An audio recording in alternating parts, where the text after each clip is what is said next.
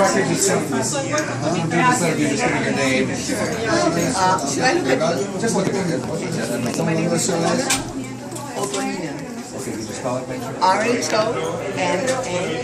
Rhona, Otolina, Ottolina. Rhona Otolina. And were you, Yes. I was in Formidable School back in when democracy was still in Venezuela? reigning in Venezuela, yes. Okay, and what year was that?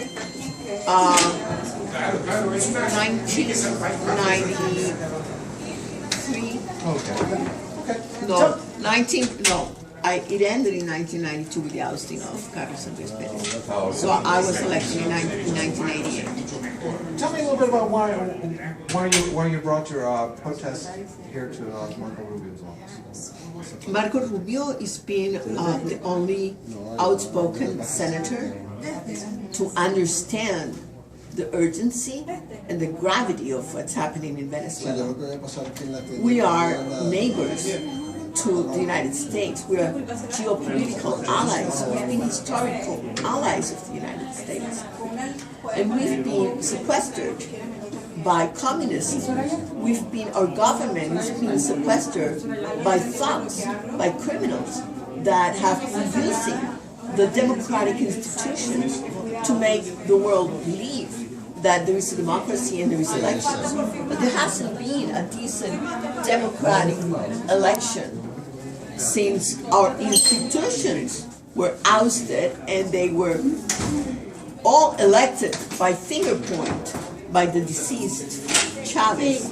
So Chavez left us a heritage of continued communism without the right of the people, by taking away from us our sacred right of electing our governors and our government.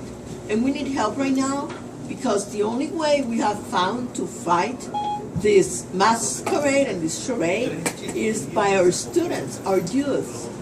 They are fighting for their present and their future, and they understood that if we continue the path of a pseudo-democracy that is non-existent, and if they continue that path of pacifism and false democracy, we're never going to recover the country.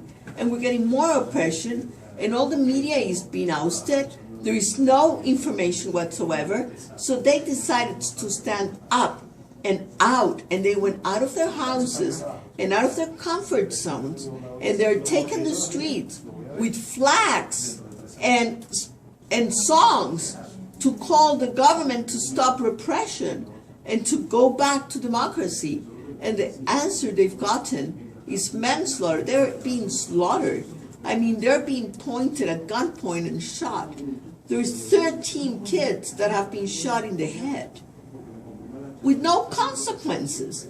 And we don't understand why nothing's happened. We don't understand why the world is not speaking up. We don't understand why the present administration of the United States that stands for human rights and rights of every kind has not stood up for the right of life, of free expression and democracy in Venezuela. We need help. As I'm speaking to you right now, who is protecting our country and fighting for freedom are our youth, our kids, and they're being killed. There is no law in Venezuela. There is chaos. We don't have arms. We don't want arms. We want the arms to go out. And besides, the present government, everybody knows, is a totally illegal government. We don't even have a legal president because this guy that calls himself president and sits in the presidency, first he was not elected by the people. Then he doesn't even have the right to be there because he's not even a Venezuelan. And he is invoking and bringing in all the Cuban army. He's invading our country with foreign armed forces to kill us because they've already overtaken our armed forces. It's been infiltrated by Cubans. The military are reigning in Venezuela. They are the ones that have the command. Every decision is made in Cuba. He said it out loud. He said the issues in Venezuela are not solved by Venezuelans. They are discussed and solved in Cuba. We need help now, urgently. These guys, these thugs that are in the government, that are all illegitimate and illegal, because they were not elected by the people, but by the CNN, which is our Central National Electoral Office. They elected them because they took the votes of the people and placed it to them, and everybody knows it. So we need democracy to be reinstated in Venezuela. We want peace. We want democracy. We want decency. These guys have deleted and depleted our national treasury. All our oil is being given away to buy communism and exported. All our gold reserves are in Cuba. I mean, unheard of.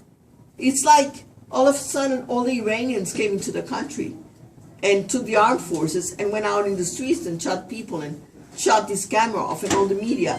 What is happening? It's a bizarre world. We need help, and America needs to take a stand on it because we are geopolitically too close. Our country is too rich, and we are too important for America to not be of relevance. We are of relevance.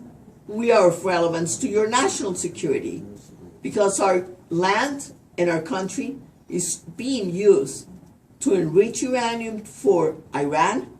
Everybody knows that. And it's going to be used to place warheads against the heart of Washington. And you need to care. And Marco Rubio is the only one that's speaking. He's saying the truth, and you all need to hear. America needs to listen, and this administration needs to act now on human rights. Thank you. Yes. Thank you very much. Thank you. No, thank you.